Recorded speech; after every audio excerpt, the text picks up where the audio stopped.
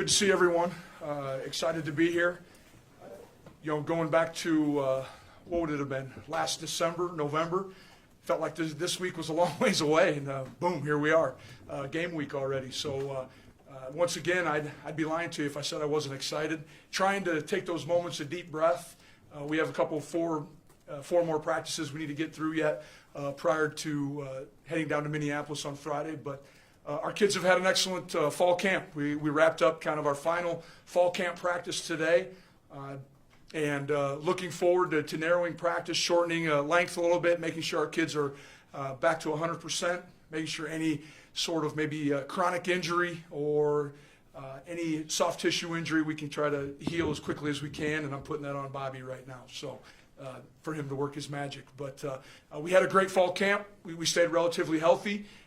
We identified who our starting quarterback was, so that was priority number one, and I'm looking forward to it. I think right now our team is at a place where we need to play somebody else, and we've had 3 weeks of fall camp, and it's time that we get to compare or evaluate ourselves against someone in a different color jersey. With that, I'll open up to questions. How deep into the playbook would you say you are on both sides in terms of installation, and where you expect this team to be maybe by the start of conference play? Oh, I think we were holding back a little bit. Of course, you don't want to show everything in week one. We can only do so much, or what our players are capable of handling from a mental standpoint.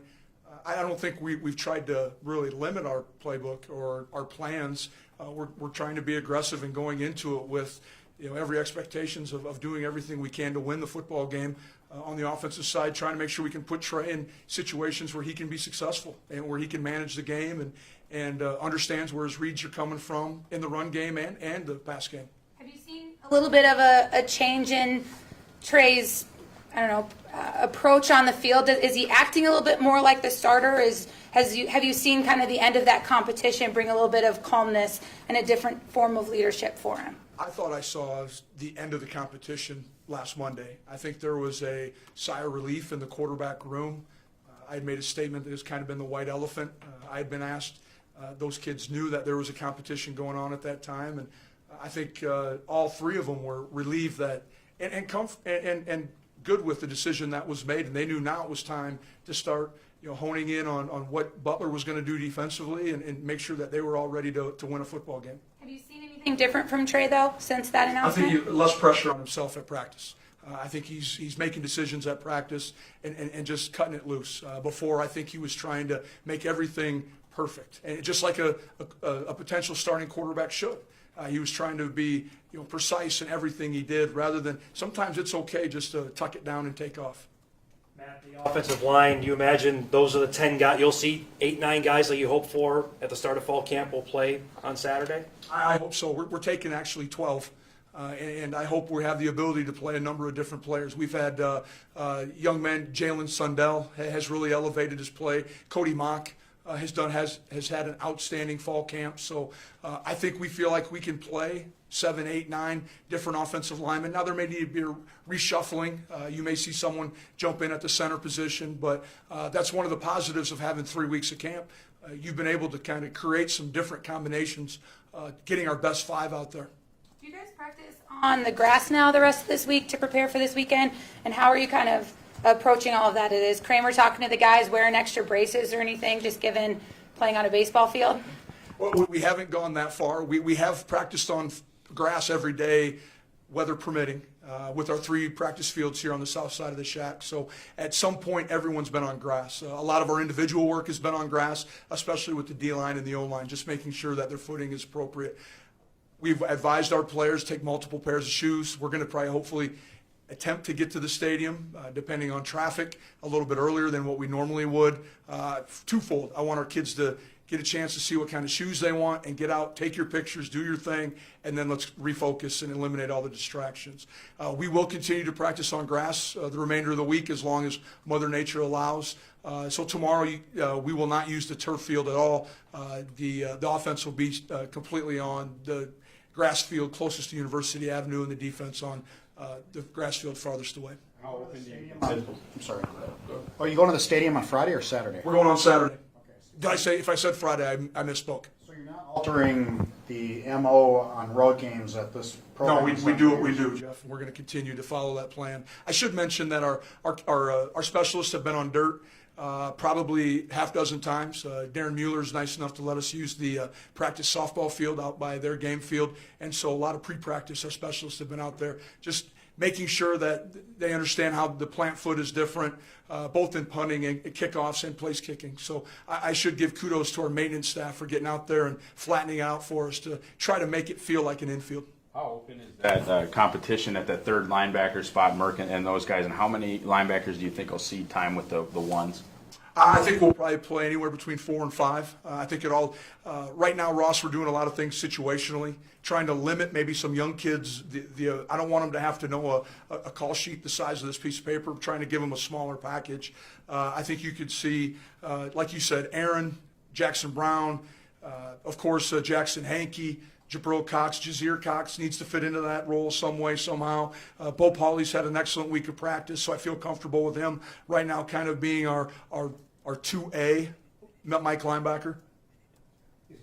Won that job at kicker. Is that his job now? He will be the kicker this year. He'll handle the kickoff duties and the place kicking. What did you see through camp to say we're trusting with him to be the guy? Well, kickoffs, he's done an outstanding job of putting it down the goal line and or near, being able to.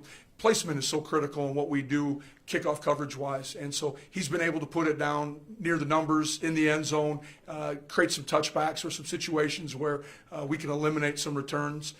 And then he just has a stronger leg right now. Griffin's done an outstanding job. And all of you know Griffin came last January, left early from high school, has done an outstanding job, continues to get stronger. But right now, I think we're at. They got the best kicker out there. You mentioned in previous times, the further you are from the ball at the start of the play, the better chance you have to play early. Any of these young receivers or corners we might expect to see right away? Right now, some of the young receivers are working with down with the 1s and 2s when they go scout units. So you're seeing DJ Baptist has been down there. Braylon Henderson has been down there, and Jacob Lippy. All three of them at one time or another have spent some time with the 1s and 2s. One, just giving us more depth at that position. But I completely agree. Guys who are farthest away from the football have a chance to play earlier in their career. My philosophy is probably a little bit different than Coach Kleiman's. These young kids right now, they're eligible and they're healthy. I think we should play them if they're good enough. Coach, has Dimitri returned kicks before? Now, what did you guys see with him to put him at the kick returner spot? Great hands, great decision making. Because of the fair catch rule, you have to have someone who understands field spacing. If he's all the way outside the numbers, last thing we want to do is try to get the ball back to the middle of the field for a return. Let's take the 25 yards. And so I think just experience is probably the number one thing. He's been there, and he's a big physical kid too. You got to make sure you're ready to wrap him up. Not on the depth chart. Where's he at in trying to come back from the foot? He is right now occasionally in a boot. Then I see him sometimes without the boot. I think it all depends on who's around. But he is doing everything he can to make sure he is available, and I think we'll know more early next week. Matt, how full circle is this for you recruiting the Twin Cities to have your first game as a head coach for the Bison in the Twin Cities? I love it. I love it. We've made hay down there. We'll continue to get down there and try to take the very best players out of it. I can just think of, I've had conversations with many of the Minneapolis or metro area players that are on our team, especially the seniors, and you hear the quantity of tickets they're needing. That's what this game's all about, is making sure that, our fans, North Dakota, northern Minnesota, and the metro area have an opportunity to see us play football. Who takes the cake on most tickets? I haven't heard. I know Jack Darnell's been stressing. I've heard Zach Johnson's mother has bought nearly 100 tickets. So that's just don't quote me on that is off the record right there. But that's what I've heard.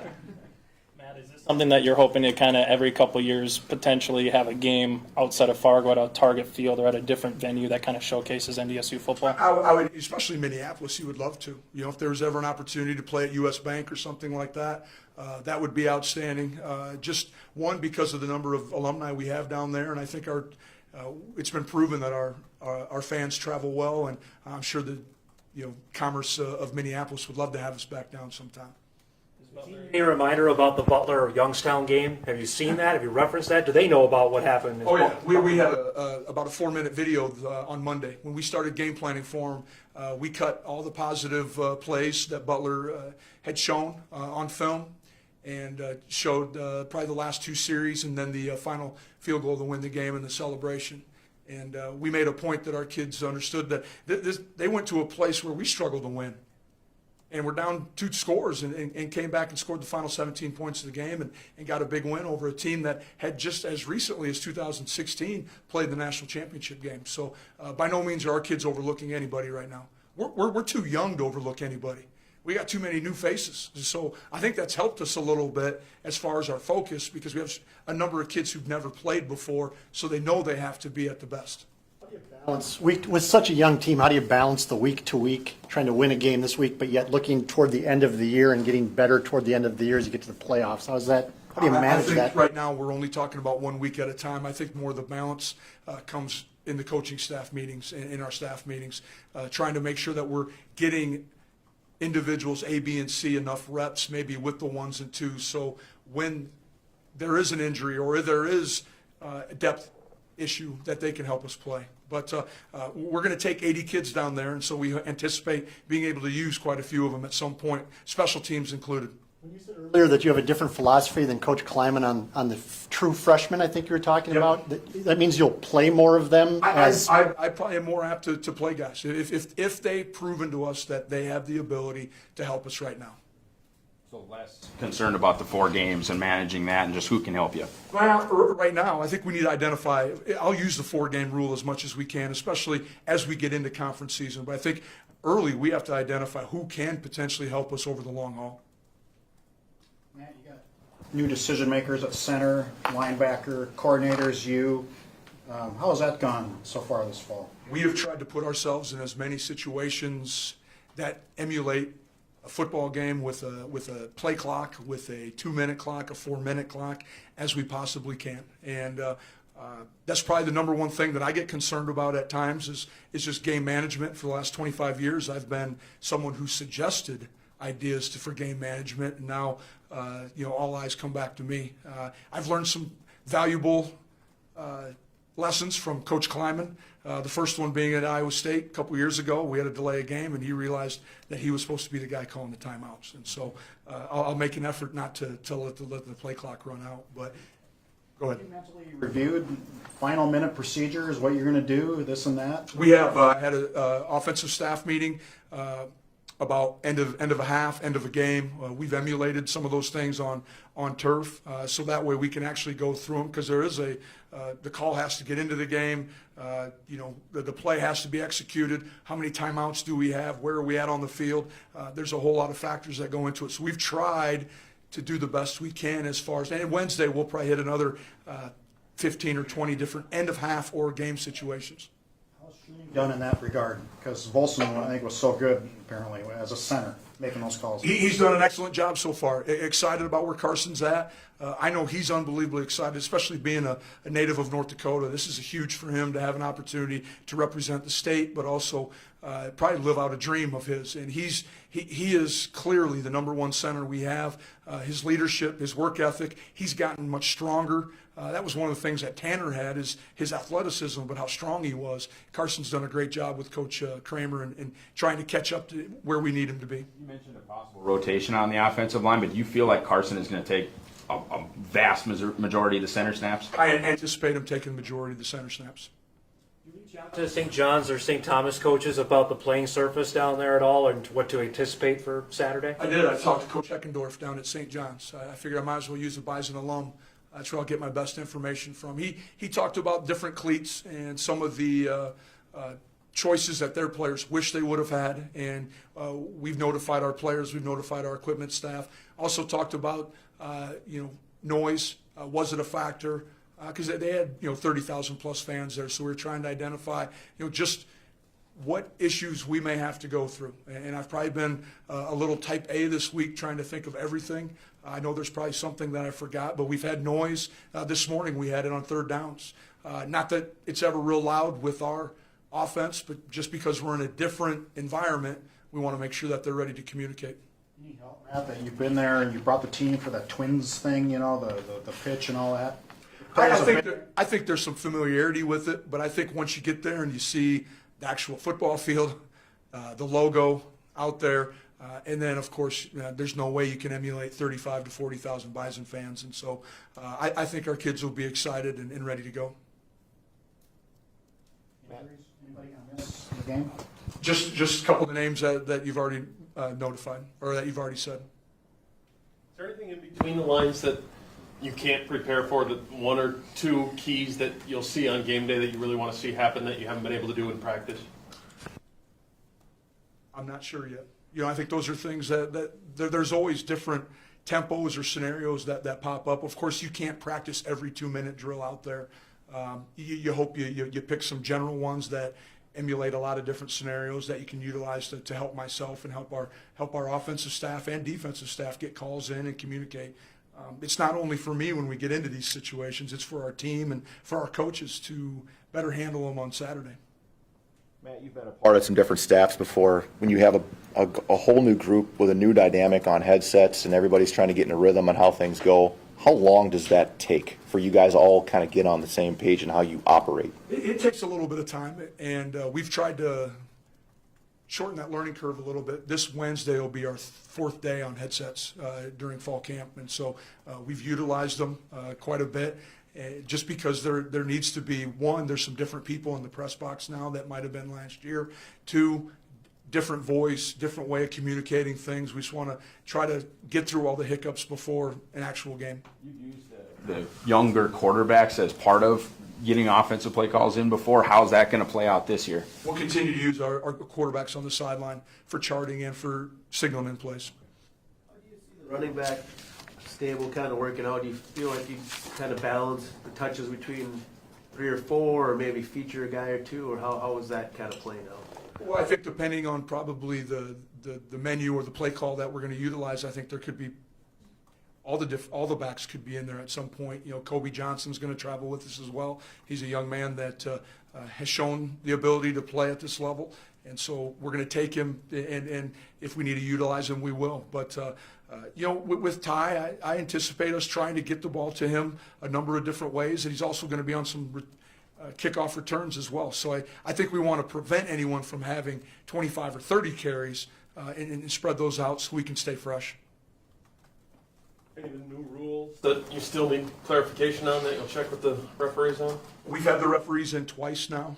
We visited at length on the new no 2-man wedge on kickoff return, no blindside blocks anymore.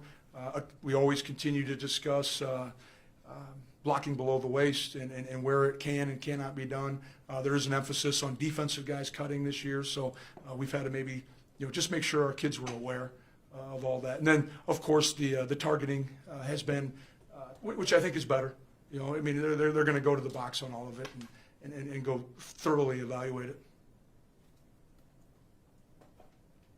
All right, thank you, everybody. All right, thank you.